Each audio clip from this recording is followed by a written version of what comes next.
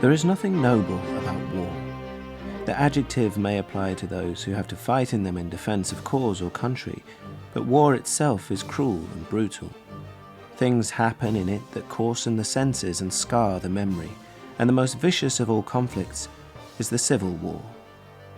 Of the 1,000 memories I bore back from the 2 years I spent trying to convey the realities of Biafra to the readers of Britain, Europe and the USA, the most abiding is that of the dying children. They died in the villages, by the roadsides, and alongside those who survived on the relief food, in the feeding centres. These were almost wholly established round the missions church, school, dispensary, and a field the size of a football pitch, where they lay in the grass, on rush mats, or the laps of their mothers, who held them close, watching them wither and slip away, and wondering why. As the effects of kwashiorkor intensified, the dark brown curly hair diminished to a ginger fuzz. The eyes lost focus but appeared immense in the wizened face.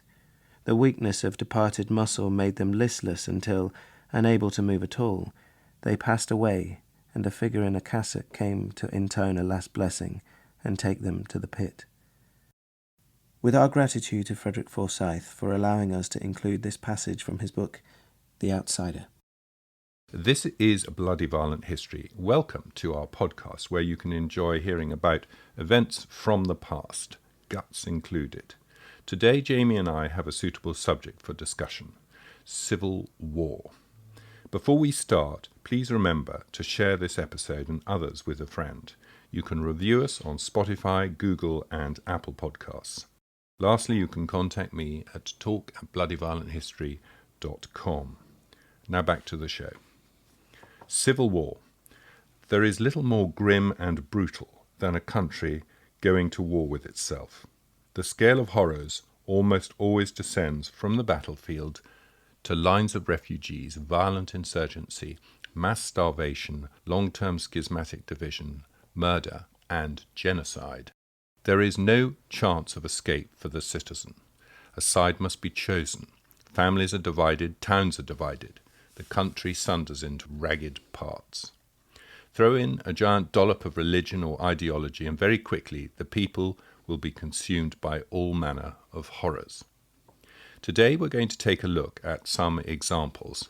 There are no good wars, although there can be some just wars, but civil war, brother against brother, is probably the worst. All right, Jamie, just before we dive into the Wars of the Roses, the English and American Civil War, the Irish Civil Wars, the post-revolutionary Russian Civil War, and the rest of Europe, Latin America, and of course Africa, let's tackle a few generalities. What are the common threads that connect and define civil war?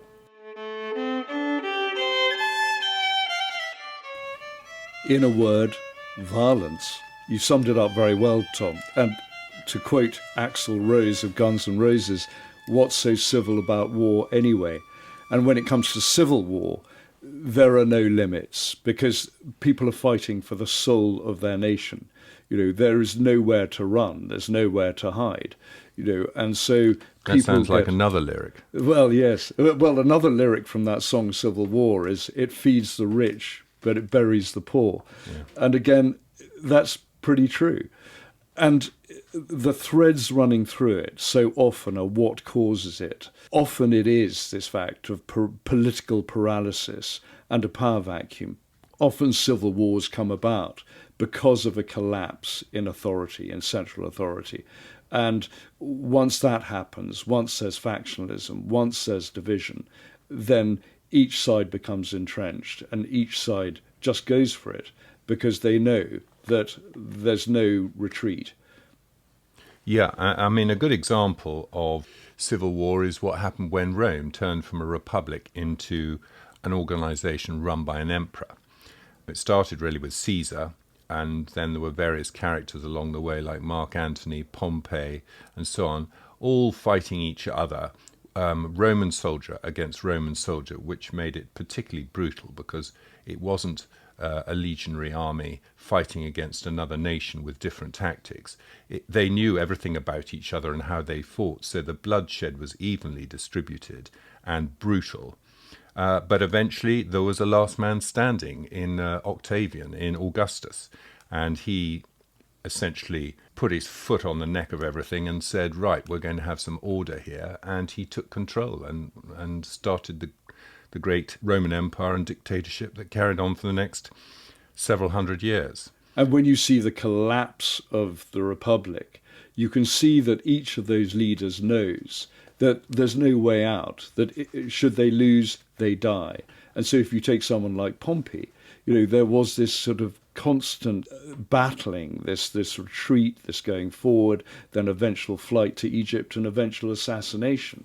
So it doesn't end well for those who lose.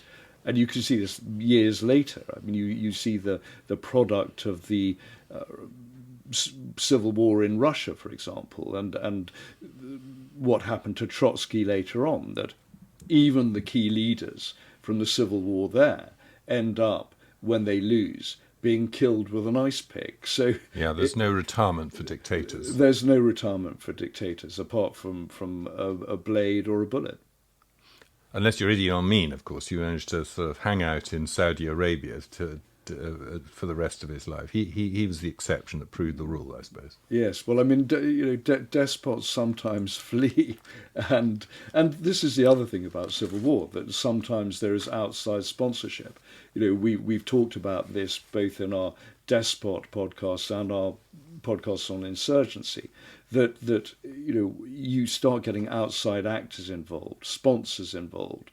And so, again, the stakes become extremely high because the outside actors who view it as a proxy war don't want to lose. They've got a lot at stake. They've got their areas of influence, and they don't want to see the person they've put up for the job losing.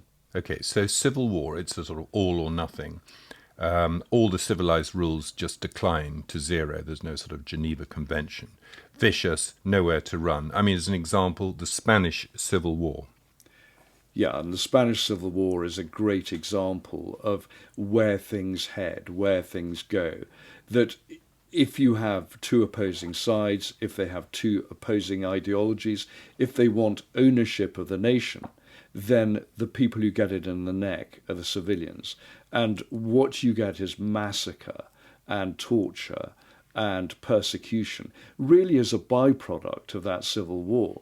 It just becomes the norm. A doubling down. A doubling down. And we've talked about total war and in the industrialization of war, but really the first part of total war is really civil war, because it is total. It involves the entire population. You have to take sides.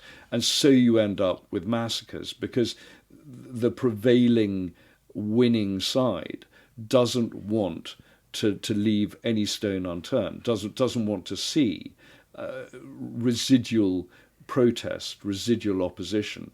They don't want to see an insurgency developing, and therefore they go out and they murder everyone in their path. So you get massacres such as the one that took place in the Badajoz bull ring, up to 4,000 civilians and military officers being killed by nationalist forces.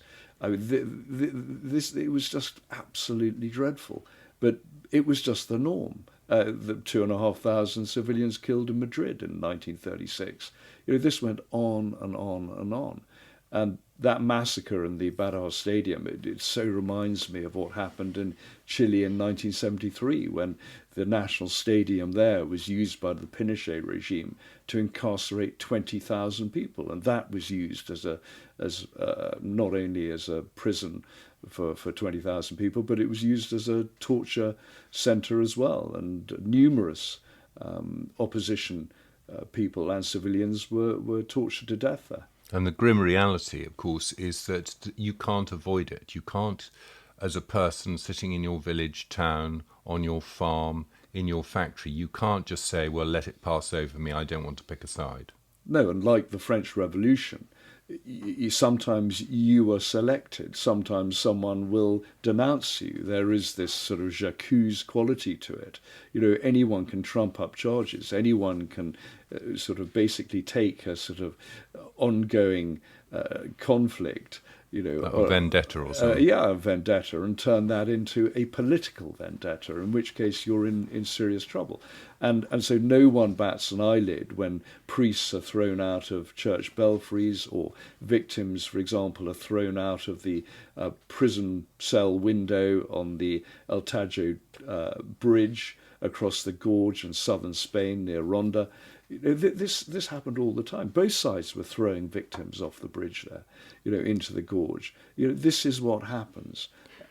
The extraordinary thing, as an example from the English Civil War, and not being able to escape, the village or small town of Lostwithiel in Cornwall, which almost nobody will have heard of except I've been there, and it really isn't a very big place. There was a massacre there in the Civil War when the Royalist soldiers did over a bunch of parliamentarians. So what I mean is there are examples everywhere. You can't go and hide in the hills. You're still going to be got. Yes, and opposition is seen as an existential threat. That anyone who isn't on your side is therefore against you and therefore can be exterminated. I mean, that's really what it's about. And there have been some terrible examples in Africa. There have been some appalling examples in Africa. If you have a conflict that is backed by other parties, other countries, if you have a dictatorship that thinks that no one is watching or no one can see what is happening, then they will do as much as they think they can get away with. And so when you get to Biafra, in the end it was covered by journalists such as Frederick Forsyth, for example, who really brought it to our screens when he was a BBC foreign correspondent. And that was the first war I became aware of when I was a child. And there were a lot of collections to try and raise funds for the Biafran people and the starving out there. But 2 million civilians are believed to have been killed through mass, deliberate starvation. It was that terrible. And you see this in Sudan, you see this in Yemen, you see this in many countries around the world. It is the civilians who get it in the neck. It's the civilians who suffer. And these massacres that are part of the whole Civil War gambit, we had some very grim examples of that in the more recent Yugoslavian war. Yeah, absolutely. You get things like the siege of Sarajevo, the longest siege really in the 20th century. I mean, it lasted 4 years. 5,000 civilians were killed, up to 10,000 military people were killed, 300 shells landing in the city each day. And it's the sheer level of brutality. And Radovan Karadzic was quite open in saying, we want to create a brutal, impossible situation here. That was the whole point of it. So people would just leave. The opposition would leave. Well, indeed, and or die. Yes, and if you take something like the Srebrenica massacre, there you had up to 8,000 Bosnian men and boys being massacred, and the Dutch army that was there to protect them, that was there to create this safe haven. They were what, UN troops? They were UN troops, and they did not do their job, and they stood aside and allowed it to happen. So you got massacres like that. I mean, over in Kosovo, there were plenty of examples. When Western troops went in there, when Western intelligence went there, they were opening fridge doors and finding severed hands in the refrigerators and body parts scattered around people's apartments. I mean, it's grim. It's grim. And all the elements that we've covered in other podcasts, such as secret police, for example, and death squads, all these come into play. The partisan activity. This is what happens when there's civil war. And you can't codify civil war. You can't apply the Geneva Convention. No, you can't, because how do you apply that within families, within towns, within communities? It becomes a free-for-all, and that is why civil wars are so desperate, and that's why it's worth covering as a subject. And it's why it's worth avoiding them at all costs. Indeed. Just one final point before we get on to the different examples. Ideology and religion, how that makes it so much worse so often. I think the way that it makes it worse is that once you get them entrenched, once you get them embedded, then there is no room for compromise. The other side is seen as evil. And if you see the other side as evil, and you can see it in domestic politics today throughout the West, that if you have a group that believes that anyone to the right of them is somehow beyond the pale. Oh my God, are you going to mention Brexit? Yeah, or wokes. Yes. No, but it is this idea that Yeah. people who believe that they are enlightened think that everyone else Is an idiot. is an idiot, Yeah. or insane or evil, and so you start getting this scapegoating, so you start getting this witch hunt. So you can see these elements of division that in a civil war context, when there's this religion behind you, such as the Puritans during the English Civil War, then you start getting extremes. And within those Puritan elements, for example, you get extremes, that end up fighting each other. I mean, during the English Civil War, for example, you got millenarian groups, you got the Fifth Monarchists, Levelers. You got the Levelers, and of course, Cromwell ended up executing a whole load of them, Yeah. and you got massacres there, and so you start getting, fringe organisations and petty rivalries escalating again into something far more serious. So everyone, like the French Revolution, everyone ends up being devoured by it. And yet, quite often, the side that has an ideology, an example would be the Red Army versus the White Army after the Russian Revolution. The White Russians didn't really have an ideology or a leader like the Red Army having their ideology and Trotsky in charge. It meant they were a more cohesive force, and the Red Army eventually ended up winning. Yes, I mean, the Whites were very factionalized. I mean, this is the problem, and backed by different groups. Some were monarchists, some were Republicans, some were liberals. They didn't actually know what they wanted. Yeah, they knew what they didn't want, but they didn't know what they wanted. Yeah, they were the residue of the revolution. I mean, this was the problem. I mean, they were the leftovers of the October Revolution. They had nowhere to go. I thought what we'd do at the end of this bit, Tom, because we've been talking about the elements involved in it and the horrors that are inflicted on the civilian population, I wanted here to put in an extract from Frederick Forsyth's autobiography, The Outsider. And this extract is really describing, in very visceral terms, what happens to the civilian population. And I think it's really important because it sheds light on the human dimension, the human factor involved in these kind of wars. And so this is, with kind permission from Freddie, an excerpt from his book, The Outsider.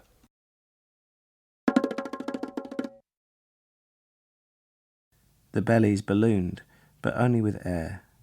The lower limbs were drenched with feces, the heads lolled onto vanished muscles. And always the low moan as they cried in pain. And one image above all, on the grass field outside the window of my hut. I was tapping away at my typewriter with the window wide open. It was late summer 1969, and the air was balmy.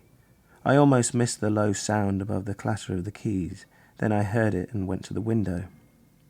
She was standing on the grass outside, a scrap of a girl of 7 or 8, stick-thin, in a flimsy cotton shift stained with dirt. In her left hand she held the hand of her baby brother, stark naked, listless eyes, bulbous belly. She stared up at me and I down at her. She raised her right hand to her mouth and made the universal sign that means, "I'm hungry, please give me food." Then she held up her hand towards the window and her lips moved with no sound. I looked down at the tiny pink-palmed hand, but I had no food. My food came twice daily from the cooking compound behind the cluster of Nissen huts where the few visiting whites lived. But that night I would dine with Kurt Jaggi of the Red Union, good, nutritious food imported from Switzerland, but not for 3 hours. The kitchens were closed and locked, and there was no way either child could take solid food. Until dinner, I would exist on king-size cigarettes. But you cannot eat cigarettes. There is no nutriment in a Bic lighter. Foolishly, I tried to explain, I'm sorry, really sorry, but I have no food. I had no Igbo, she no English, but it did not matter. She understood. Slowly her outstretched arms sank back to her side. She did not spit, she did not shout. She just nodded in silent understanding. The white man in the window would do nothing for her or her brother. In a long life I have never seen such resignation, such towering dignity as in that wasted form as she turned away. All last hope gone. Together the two little forms walked away across the field to the tree line. In the forest she would find a shady tree, sit at its foot, and wait to die. And she would hold on to her kid brother like a good sister all the way. I watched them until the trees took them, then sat at my table, put my head on my hands and cried until the dispatch was damp. That was the last time I wept for the children of Biafra. Since then, others have written documentaries about what happened in those last 18 months of the 30 months of the 10-day war predicted out of Lagos. But no investigative writer had ever undertaken to expose why it happened, and who exactly enabled it to happen. For the Whitehall establishment, the subject is closed. It is taboo.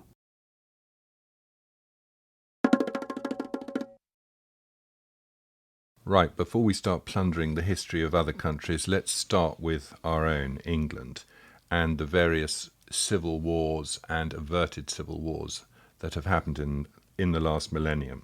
Really, the first one to start with is the very complex Wars of the Roses. Yes, dynastic, involving huge amounts of people. It's amazing that people put their life on the line for families, essentially, and it involved the aristocracy. If you look at what happened to the aristocracy during that period, it shows the level of violence, the scale of violence, by the fact that at the start of the Wars of the Roses in the 1450s, there were 60 large aristocratic families. By the end of the Wars of the Roses in the 1480s, there were only 30 left. So, half those noble families had essentially been wiped out. And they'd had to have been prized out of their fastness, their castles, hadn't they, effectively? They had their own power base. They were, and it shows the scale of violence that during that period, all that concept, all those notions of chivalry, of sort of noble actions that you saw with the sort of appearance of the Knights of the Garter and this sort of the time of the Crusades. Yes, and the addiction to sort of Arthurian legend that you saw with King Edward III in the mid 14th century, that has sort of died out, and people weren't even ransoming, taking hostages anymore. They just killed them, because they knew that should they survive, they would be a rival, they would be an opponent. And again, it's a real insight into what happens during civil wars. You rub out your enemy. That's really the what you have to do. And for those few of you who don't know it, the Lancastrians, their symbol was the red rose, and the Yorkists were the white rose. And then, of course, when the whole thing was resolved after the Battle of Bosworth Field by Henry Tudor, he created the Tudor rose, amalgamation of the two. Because he married a Yorkist, so he brought those two warring factions together. And that ultimately, I suppose, is the way to resolve it. Yeah, that is the truth, really. That happy compromise, marriage of two sides, is probably the answer. But so much blood in the interval spilt. I mean, the Battle of Towton is the largest battle ever fought on English soil. Yeah, and you don't get that scale of battle, really, until the sort of 18th century on the continent. There were 50,000 men on each side. I mean, this is a huge number. And this was hand-to-hand conflict. I mean, we're not talking musketry. We're not talking cannons at long range. I mean, this was absolute melee. I mean, there were a lot of arrows flying around. A lot of arrows. And the longbow, as we covered in the podcast on the longbow, if you look at Crécy and Poitiers, it was a key element, and certainly at Towton, It was incredibly important in breaking the enemy lines. So, but, except, both sides had, it's the classic thing with civil war, both sides were fighting with similar tactics and weaponry. But unfortunately for the Lancastrians, the weather was blowing into their faces, as were the arrows. Exactly. I mean, the weather always played a critical part in these sorts of campaigns, these sort of warfares. But no quarter was given in these battles, and anyone who might have survived with a wound, they were likely to die from their wounds as well. It was the most terrible battle, and I think it just shows there is nowhere to go with civil war. There is no quarter given, and it is all or nothing. And if you look at what happened to the kings involved in that conflict, you got the murder of King Henry VI, you got the murder of the princes in the Tower. Edward V. Yeah, well, he wasn't potentially Edward V, later Edward V. to be, and never made it. And then of course you get the death, the very brutal death of Crookback Dick, of Richard III at the Battle of Bosworth Field, and the mutilation of his corpse afterwards. So, all the way through that period, you got dynasties being built up, destroyed, built up again, new allies. It was extraordinary. And again, like other civil wars, there had been outside influences. There had been the sort of the Scots. Yes, the Irish, the French. Yes, and you had the sort of the backwash, if you like, of the 100 Years' War. You had all of that, which they were losing at this stage. Well, exactly, and that creates its own political fissures. If a leader is losing on the battlefield abroad in overseas campaigns, watch out, Putin. Beat me to it. then you start getting these schisms. The rats start jumping. They do. They're either from the ship or at your throat, and that is really what happens. And a couple of hundred years later, we have the English Civil War from 1642 to 1651. A terrible civil war. I think England was lucky. It was fortunate that it got its civil wars out of the way early, unlike the French, for example. What do you mean when weaponry was less? Well, not only that, it just meant that it allowed Britain to have centuries of peace and expansion and prosperity, whereas so many countries on the continent were undergoing sort of schism and dramatic change and violent change. And so many countries on the continent didn't even exist. I mean, if you think that Germany didn't exist till 1871, Belgium. Some people say Belgium doesn't exist even today. Well, Belgium, Germany, Italy. Whereas Britain had this, having got its civil wars out of the way, it was in a better state to then prosper from overseas empire, I suppose. But there's no doubt that when they were engaged in these civil wars, they were no less vicious than anywhere else. No, and the English Civil War, again, because it not only did it have a king, an autocrat, and again there were the weaknesses, the schisms of previous dynasties, previous monarchs came into play. The debt from Henry VIII, Elizabeth I, the problems with taxation of ship money, or the ship tax as it was known, these very unpopular taxes. So this is the king, Charles I, who's been ruling by decrees, been ignoring Parliament for some period of time, and then he suddenly needs money to fight a war. Yes, and you got this religious element, and once you get the Puritan angle, once you get the parliamentarians linked with the Puritan faith, then you start getting serious problems. And it took a lot of setbacks for the parliamentarians before they started remodelling their army. So the early battles of Edge Hill and even Marston Moor were sort of undecided conflicts. I mean, there was death and destruction on both sides. Yes, and there was a lot of manoeuvre, and it's when people like Prince Rupert did rather well with cavalry charges. It was later on when Prince Rupert's cavalry came across the new model army with disciplined, pikemen. And these are like national troops now, rather than troops raised in a local area. Yes, it was, The beginnings of the army, effectively. Yes, but it's incredible when you look at the backgrounds of the sort of military men in Cromwell's army, for example. When you look at the names put to the death warrant, people like Colonel William Gough or Colonel Edward Whalley, these people... You've been reading your Robert Harris, haven't you? Well, yeah, and people like that, that come into the fray. They started life as drapers, as farmers. They were essentially the impoverished gentry who had suffered during this time. And once they had Puritanism behind them, they had a real cause. They had a real cause, and training was all. They weren't aristocratic amateurs. They were committed professional soldiers. Yeah, so it was, you got to the top through merit rather than buying a commission in the parliamentarian army.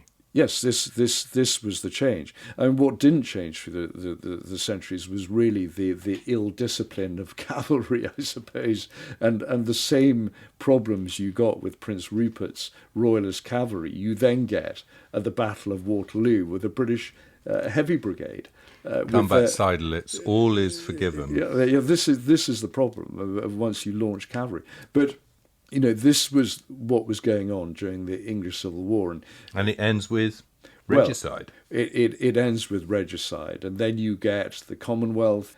You get Cromwell's essentially autocratic regime, dictatorship. Yeah. The fact that he is essentially His Royal Highness. Sans crown. Yes, yeah. Without the crown, and there were a lot of people suggesting that he should be crowned. I mean, this is where it had got to. It's just like Caesar, isn't it? That whole thing of being offered the crown and saying no. Yes, which makes you more of a king. Exactly, and ultimately, once he dies, once Charles II is invited back, then you get this act of indemnity and oblivion. You get a pardon for parliamentarians, but you get the hunting of regicides and the bringing to justice. But also you get a moment of luck, potentially, when General Monk, who's really been fighting on the parliamentarian side, but he has the sense to realise that the only way the country is going to come back together is if they invite the king back, King Charles II, and make a deal. Yes, it takes wider thinking to bring these conflicts to an end. And what's interesting is that there's still a spasm of violence at the end. If you see that, I think it was over a dozen regicides were eventually hanged, drawn and quartered. Well, the ones that were still alive. The ones that were still alive, of the 59 that had put their name to the death warrant. And there was a lot of hunting going on, whether it was in America or whether it was in Europe, Holland and elsewhere. And I mean, if they weren't brought to justice, they were quite often murdered, weren't they? Yes, they were. Assassinated. Yes, they were. And they had pretty miserable times abroad because they had nothing that they could give to their hosts. I mean, what could they offer? Yeah, once you're on the run, you've sort of lost your office, you've lost your powers, and you are simply a fugitive. And if you look at the spasm of violence, if you look at the death, the executions of those regicides, it was pretty grim. And there's that story of how Major General Thomas Harrison, they castrated him, they were pulling his innards out, and he managed to free his hand and punch his executioner, who then slit his throat. And then another regicide who was being dragged on a hurdle, dragged on his sledge to execution a couple of days later. He just happened to have Harrison's head bobbing up and down on a pole on his hurdle as he was dragged to execution. I mean, it was pretty awful. And this is what happens. This was the sort of act of violence that was required to really bring it to an end. And violence, I suppose, is always measured against the general capacity for pain that a population have in a particular period. I mean, at the moment we've got this situation of how can the Russian people put up with so much, but they're used to putting up with a lot, isn't it? Yes, I think if you're used to suffering, if you've been brutalized yourself, you think nothing of brutalizing others. It's just a way of life. Death is a way of life. And England hadn't got through all those schisms and all that kind of fratricide, because then, of course, you get James II. After Charles II's death. Yes, brother of Charles II. He had been in charge of the Navy. He's essentially a Catholic. It all goes terribly wrong. He's chased out. He ends up, his forces at the Battle of the Boyne, being defeated by the forces of William, essentially. William of Orange. William of Orange, later William III of England.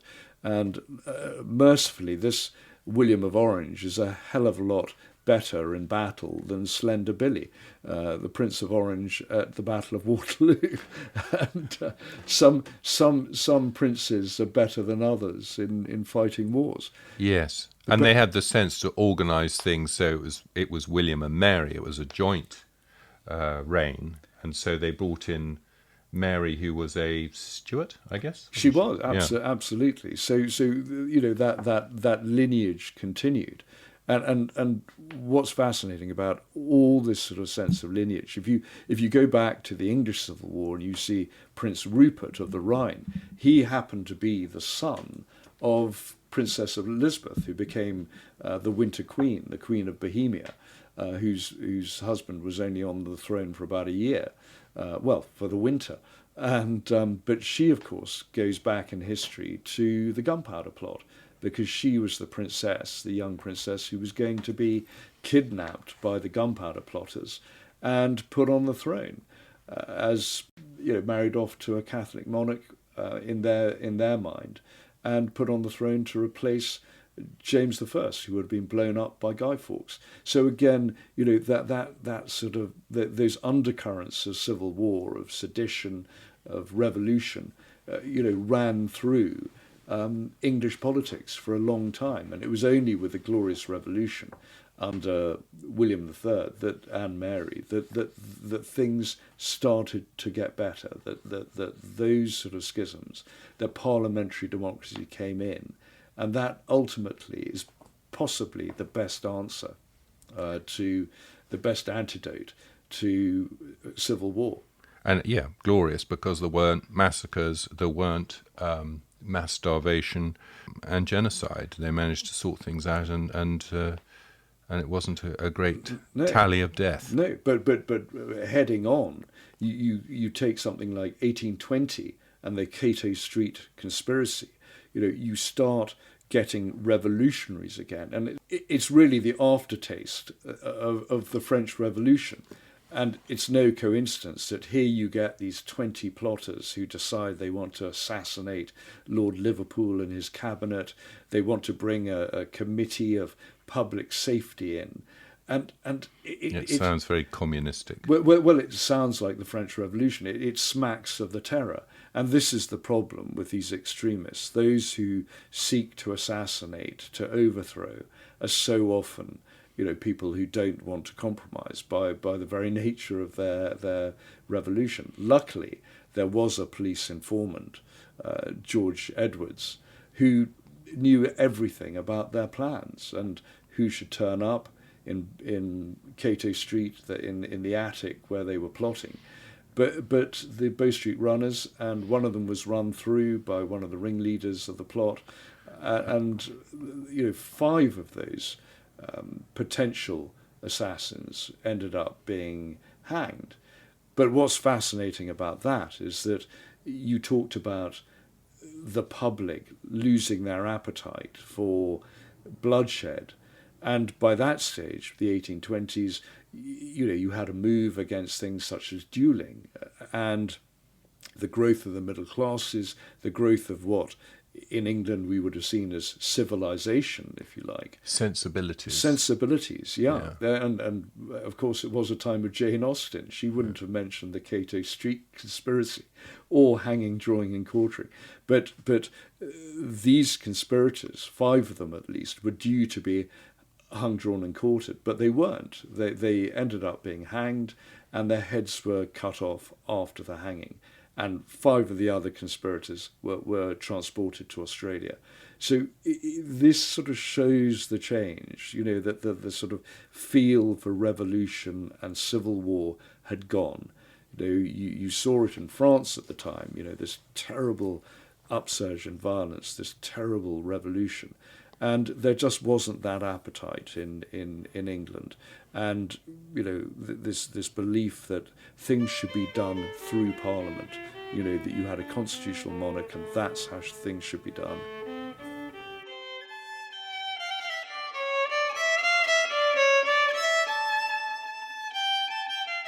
Okay, Jamie, let's cross over the Irish Sea and talk about Irish Civil War. Most people know that Oliver Cromwell has a very bad reputation in Ireland because after the Commonwealth was formed, he then travelled across to Ireland and caused effectively a genocide in that country. And that reflected and remained in their history decade after decade and century after century. So by the 1920s, we have a civil war in Ireland. Yeah, grievances have a long tail. I mean, you can go back to Elizabeth I sending forces out to Ireland. You of course can go to Cromwell. You can then go to the Irish potato famine, and so many, up to 1 million Irish left Ireland, and they always say the population has never recovered from that. By the time you get to the Irish Free State government, you start getting these schisms. You start getting the purists, if you like, the Irish Republicans, who don't want to have loyalty to King George V in London, who don't want to have this control or arm's length control from England. You start having them rising up. You had the 1916 Irish uprising, which was against British rule in Ireland, which ends up with the treaty, which is agreed between Britain and Ireland. Yes, and then you get... And then you get schisms after that. Yeah, well, you get schism and, of course, assassination, because you get Michael Collins being assassinated by Irish Republican Army, and you get this internecine conflict between all parties. You get the British sending out the black and tans. The Royal Irish Constabulary that were packed with British soldiers, demob British soldiers from the Great War. You get 10,000 black and tans, so-called because of their uniforms, and only 20% of those were actually Irish. So there was a big British element, in law enforcement in Ireland at that time, and of course that fuels the resentment of the IRA and those Republican leanings right from the start. So you get this civil war. Brief spasm of violence, where it really came to a head, with profound violence on each side. And you've got the added boost of Catholics on one side and Protestants on the other. You do, but down there, quite often it was Catholic against Catholic, because you had those who were still loyal to the Irish Free State. You get the more extreme elements taking over the four courts. You then get the army of the Irish Free State going in. You had a lot of atrocity, a lot of violence on every side. At one stage, you get, in 1923, you get the army of the Irish Free State, tying prisoners to landmines and setting them off. You had 17 people being killed, just by being tied to explosives. And that's the sort of thing you'd expect from conflicts in Afghanistan today or Iran. I mean, and you just think, God, were we really doing that? Was that really happening in Ireland at the time? Well, yes, it was. And of course, what happens is that, we're still looking at problems with the IRA today, even after the Good Friday Agreement. It's certainly true that the Black and Tans back in the 1920s had a terrible reputation, and they were really quite brutal, looting, committing arson, attacking civilians and their property. They were sort of off the leash. It didn't sound like they had very good command. For instance, in September 1920, they torched 20 houses in Balbriggan, burning a factory and also beating 2 men to death during a raid. Just one example. Yeah, and counterinsurgency can go off the rail. People go off on a frolic of their own. You look at what was happening during the Boer War and the burning of homesteads, for example. But then the pushback and the brutality towards captured black and tans was terrible. I mean, there were always stories of black and tans being buried up to their necks in the sand. And waiting for the tide to come in and drown them. And these sort of things just became commonplace.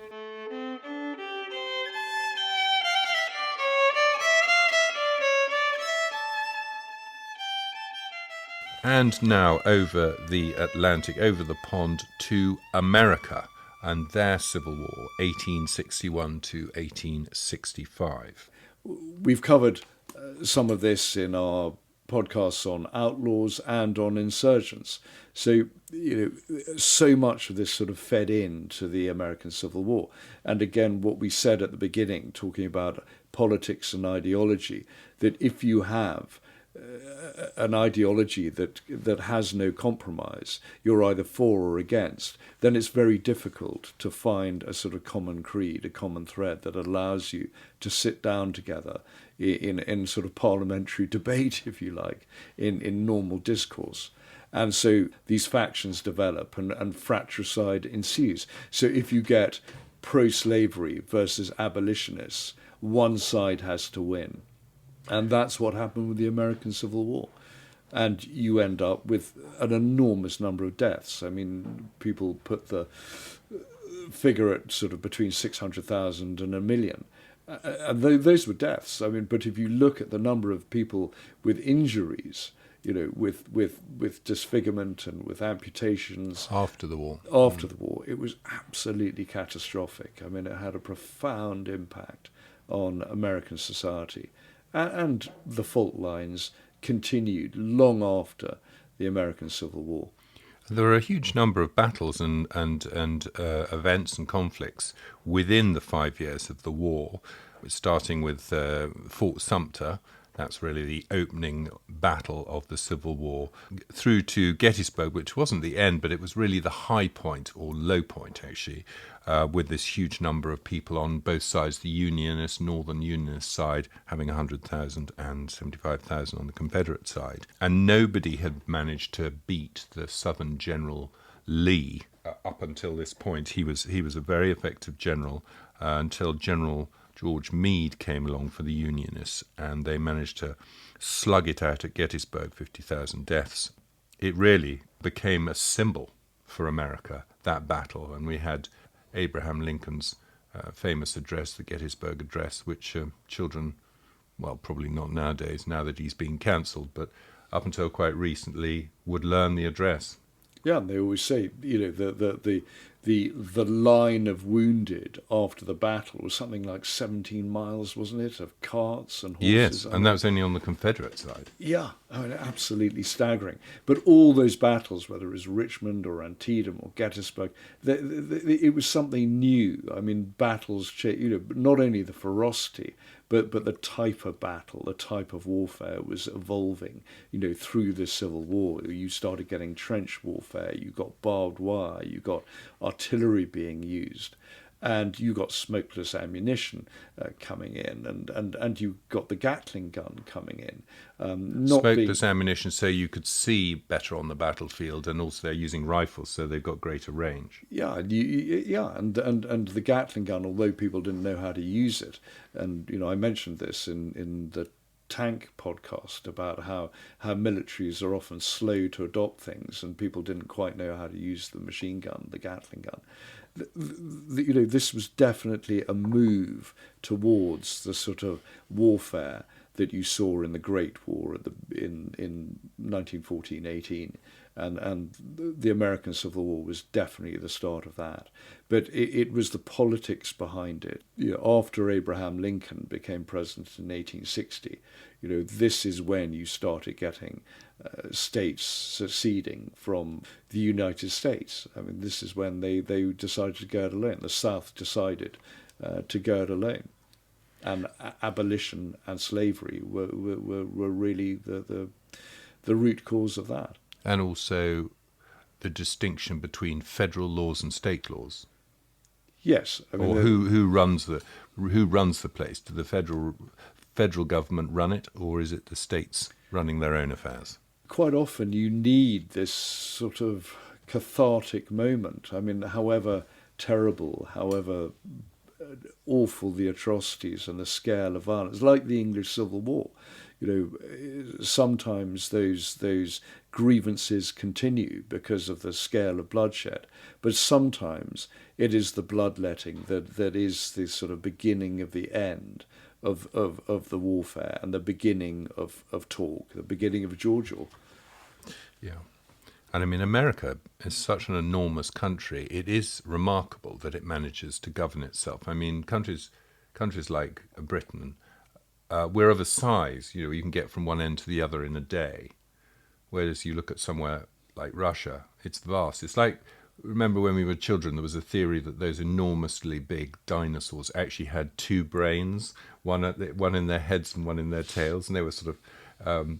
they would operate different parts of the dinosaur's body. Well, it seems that the dinosaur of Russia has no brain, and that is the problem. And maybe it's just the brain in the tail that's working now. But be kind. Yes, but I think that you're right. With a small country, it's easier to have centralised control. If you have a large country and you want centralised control, I think the tendency is to go autocratic, is to go all out, and rather than have a federal system, have serious autocracy, serious oppression, and that's when dictatorships arise, and you need a secret police to enforce things. So whether it's China or Russia, the tendency tends to be in the opposite direction to democracy. Yeah, America is something of a miracle. Yes, and I'm glad it's there. As am I.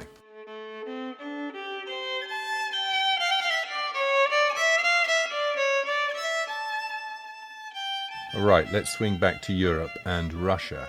So there's the First World War. The Russians are fighting in the east against the Germans, and the French and the British are fighting in the west.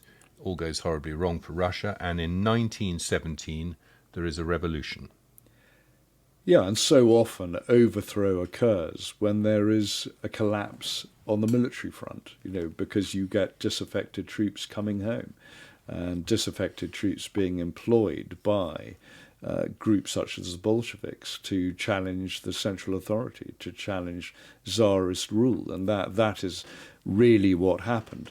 No one likes failure, and so you look at the rise of Adolf Hitler. This is because Germans felt that their country had been humiliated, and so they ended up with a despot. And we covered a lot of this in our Despot podcast.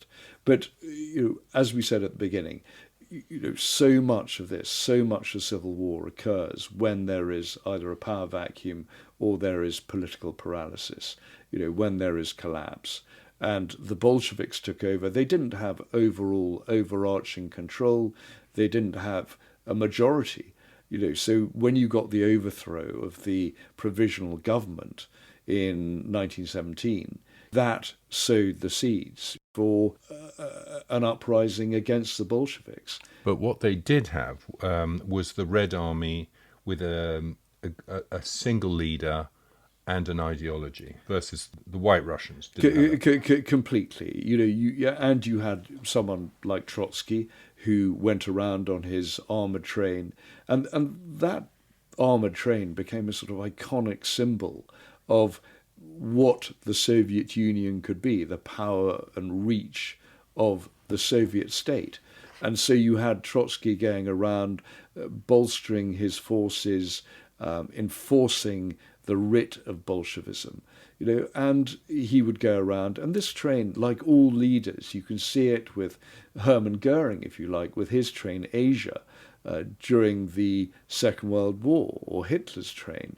These trains were not only armoured, they were fitted out with weapons, with machine guns. They had garages on board, cinemas on board. They carried cars, they carried motorbikes. And so wherever Trotsky went, he could send out his men, send out his enforcers and his secret police to enforce the will of Bolshevism. And that really helped. And, the Trans-Siberian Railway had been completed in 1904, so you had this ability to reach out across the country. And so facing them was a very disparate bunch of white Russians, of opposing Russians.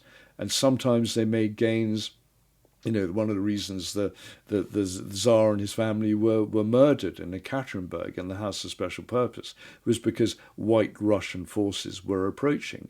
And so, there was this to and fro that you always got in civil wars. You got retreat and advance. And you've also got, in some civil wars, the interference from outside, as we do here. Completely. Like any insurgency, like any civil war, you get countries with outside interests. And you look at the Russian Civil War, Japan sent 70,000 troops into Siberia to take over what they thought was their land that had been taken from them. So they established themselves there. The US sent 5,000 troops on their polar bear expedition to Archangel. And that was to get hold, not only save the Czech Legion that was also operating in the region, but also to get hold of a cache of arms that they didn't want to fall into the hands of the Bolsheviks. You then get the Brits involved. I mean, they set up the British Slavic Allied Legion that fought. That included Swedes and Finns and Estonians, and they had their basic approach as well. The French were involved too. So everyone piled in because they saw this great landmass fracturing. They saw the politics fracturing, and they thought, we'll get a piece of that. We'll stake a claim. We'll support our group. Hopefully we'll back the winners. But Bolshevism won out, and the rest, as they say, is history.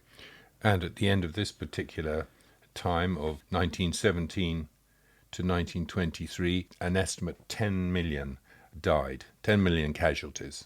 Yes, and that was just the start. I mean, you have the Red Terror right at the start with opponents being murdered and gunned down, towns being razed, and later on, of course, you got the terror, you got Stalin's purges, you got the mass starvation in Ukraine, you got the collectivization, industrialization, you got all these sort of grand centralized schemes to modernize and industrialize Russia. And that was an attempt not only to impose the will of the central Bolshevik authorities, but also to exterminate the kulaks, the middle classes, anyone who might rise up and start another civil war or challenge the authority of the Central Soviet regime. Power to the people, not. Yes, it always ends up in bloodshed.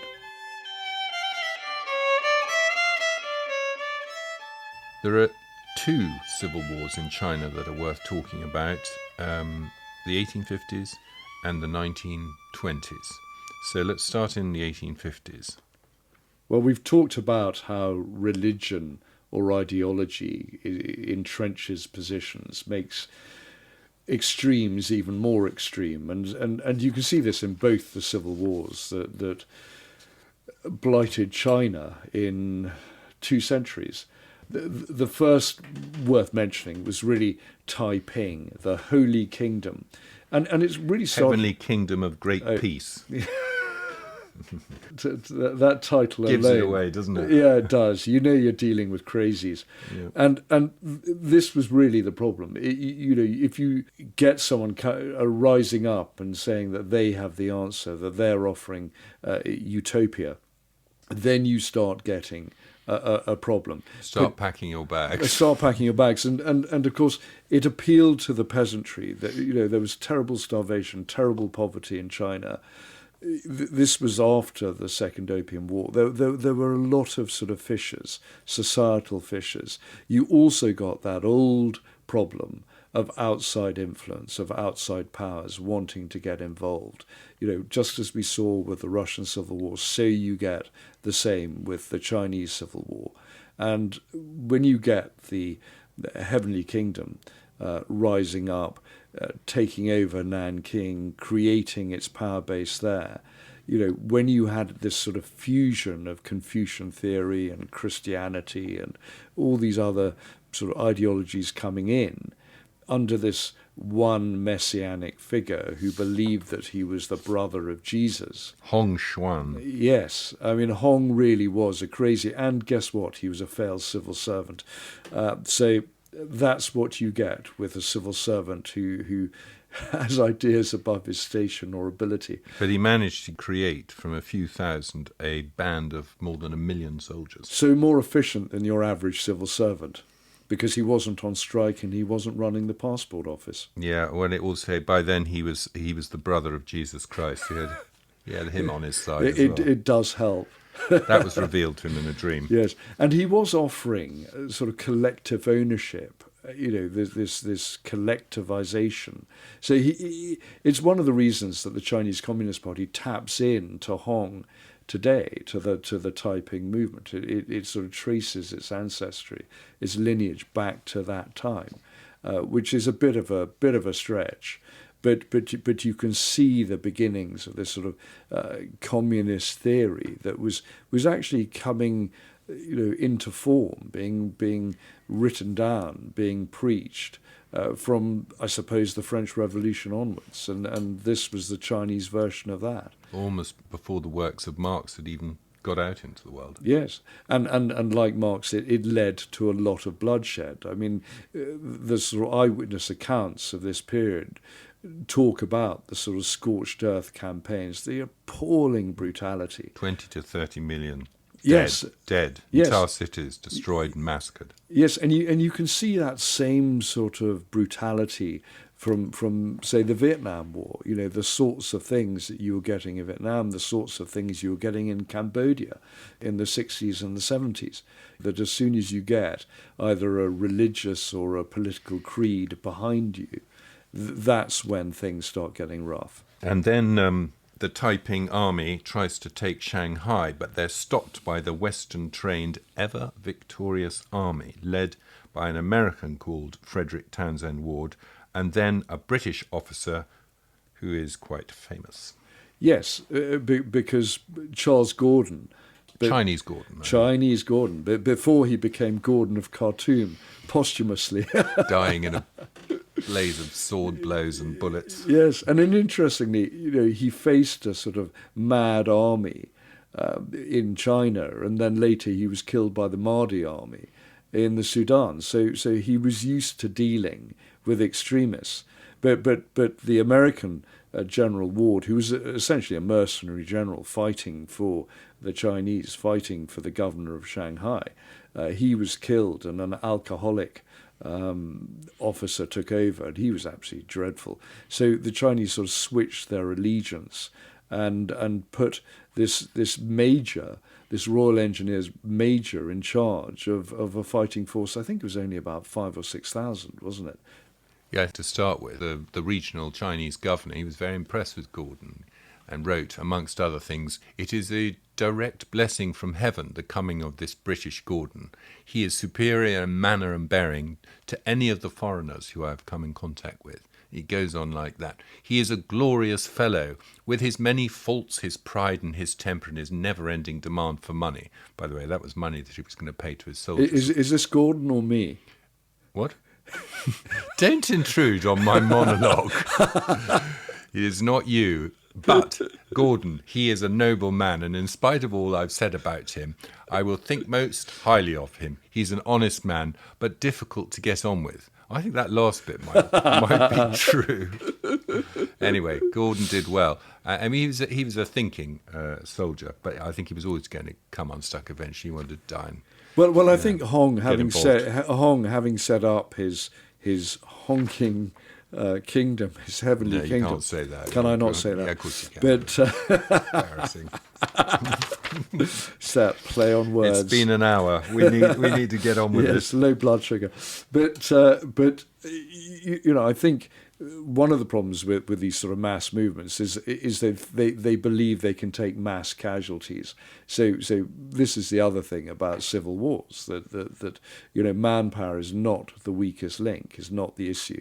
So the people controlling them, send them in, with human wave tactics, and the Chinese have used human wave tactics for centuries. They were using that when they went into Vietnam in 1979. They were still using human wave tactics. So they hadn't learnt their lesson.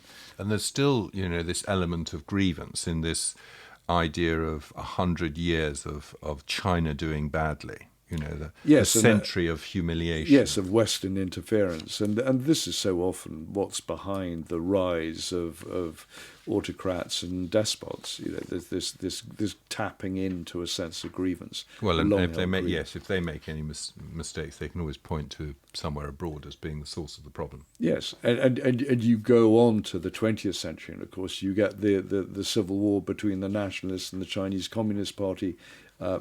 Even then, 1927 to 1949, and of course you get the same old problem of massacres. You get the April 12th purge, where 10,000 Chinese Communist Party members were massacred by the nationalists. You get these splits, these schisms, and you get schisms within the actual nationalists as well, between the sort of left wing and the right wing. You get Western and Soviet interference, of course, in that as well. Each side, has a faction to back. And as the conflicts go on, even though an enormous number of people are killed, the armies get bigger and bigger. And by the end, the Communist army is 2.5 million strong.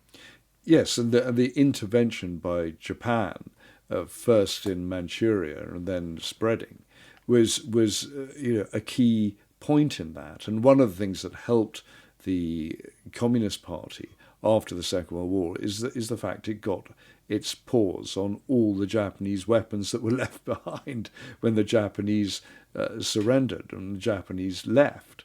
So you get this sort of outside influence, outside weapons being provided, insurgency underway, and guerrilla warfare was absolutely critical to the success of the Chinese communists. From 1927 onwards, they were fighting a guerrilla campaign. For utopia as their sort of ideology, their idea. For utopia. And whenever they were almost cornered, then they would retreat, and you get the Long March. I mean, so much has been said and written about the Long March. So much has entered legend, and in fact, it was possibly far less impressive. And one thinks it was made up of a lot of different retreats to the north. It wasn't one massive evacuation to the north of sort of 12,000 kilometres. And yet again, we have a tally at the end of it all of about 10 million dead. Yeah, you got a huge number of deaths, huge number of atrocities. And one of the things that the nationalists did, as we all know, that come 1949, Chiang Kai-shek managed to evacuate 2 million soldiers of the nationalist forces to Formosa, modern-day Taiwan. So that tension, that sort of inheritance, that sense of grievance of the Communist Party continues, and they feel that the battle is not yet won.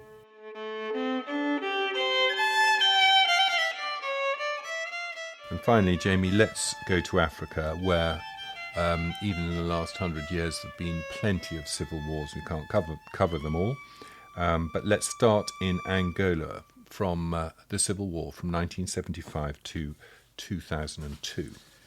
Yeah, 27-year civil war.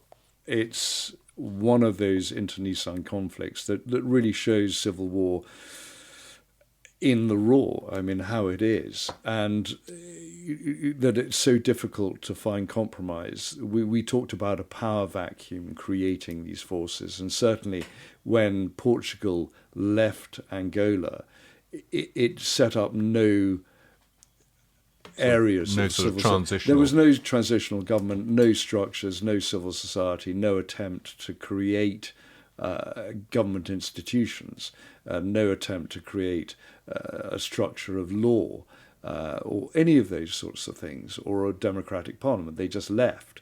And so into that vacuum came the good old forces of the Cold War. So you got communists, and then you got pro-Western groups. So you got the MPLA, the communists, and UNITA declaring war against them. And against each other. Each other. And these liberation groups, they didn't want to have a multi-ethnic society. They were tribal-based and ideological. And in time-honoured fashion, you got the massacres that always accompany civil wars. So you get things like the Halloween Day massacre of 1992, when after perceived fraud in general elections. Of course there was going to be fraud in those sorts of elections. You weren't going to get fair elections. And so the MPLA riots, their forces go out and they massacre, some estimate up to 30,000 UNITA supporting civilians around Luanda. So you get these terrible atrocities going on. And also you get the displacement of people. 4 to 5 million people, essentially a third of the population displaced. Yes, you get displacement, you get rape, you get torture. And another feature, particularly seemingly of African civil war conflicts, child soldiers and underage girls being married to militants. Yes, you get all of that. And child soldiers have appeared throughout Africa. You can look at Uganda, Sierra Leone, Liberia. I mean, look at General Butt Naked in Sierra Leone. He used gangs of child soldiers because they're easy to get hold of. They're easy to get to carry a rifle and to brainwash. And if they're offered food, they'll go and do anything. They'll go and kill people at will. So you get these terrible situations arising, and the sort of civil war draws on these groups, draws on these situations, and it is very difficult once blood has been shed to find any kind of compromise. And once more you get outside forces, as we've seen on all these other civil wars and all these other insurgencies we covered in our Insurgent podcast. You get outside forces at work. And when I was looking at the Angolan civil war back in the 1990s, and the 1980s, you had the problem that the Soviet Union and Cuba were heavily involved in Angola, and you had South Africa heavily involved backing UNITA. So each side had a stake. Proxy. It was a proxy, and that leads to weapons being fed in, and there's nothing to stop the conflict occurring. And it was only when Joseph Savimbi of UNITA was assassinated in 2002 that you actually got both sides sitting down and coming to a compromise, coming to a peace agreement. And so this long drawn-out savage war sort of came to an end. But that doesn't mean that tribal tensions and other tensions still exist, as they do in so many other parts of Africa. Well, Savimbi, of course, was assassinated, which started the whole ball rolling of the peace accords. Well, exactly, and in the same way that you have seen forms of peace come to countries like Sierra Leone and Liberia, and one always waits to see what the next eruption will be. And heading north and east from Angola, you have Rwanda and the terrible massacre, genocide that occurred there, with up to 800,000 Tutsi people being murdered by the Hutu. Again, you get that sort of post-colonial crisis in so much of Africa, and the power vacuums that occur. And in somewhere like Rwanda, because it's backed by tribal allegiance as well, the Hutu against the Tutsi, and you get the Hutu overthrowing the Tutsi monarchy.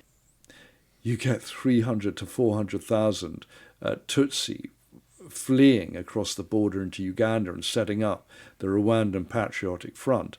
Then you get this civil war, you get this insurgency, and you get this moving in on Rwandan positions and threatening the government of Rwanda. The government of Rwanda responds, comes up with this nationalist agenda, and tells its people, tells the Hutu to go out and kill Tutsi, because, of course, having Tutsi around, that will be seen as the swamp, if you like, in the eyes of the Rwandan government, as a swamp in which this insurgency will fester, that the Rwandan Patriotic Front will grow.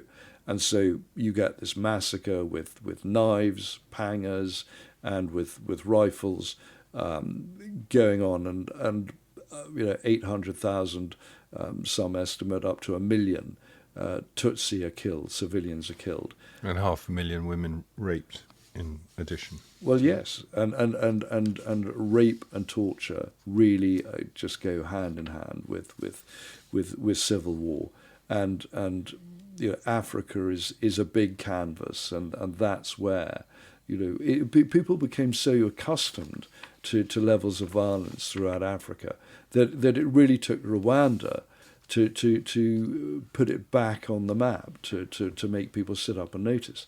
And we mentioned Biafra in 1967, and how that really entered public consciousness. And it was because of Freddie Forsyth and his reporting, largely. And at one stage, I think he was the only sort of key Western journalist in theatre doing broadcasts and showing what was going on and what could happen in the middle of a civil war. The sort of scorched earth policy, the atrocities, the mass starvation, the refugee crisis. I mean, these are all things that are part of civil war, and we've seen that throughout history.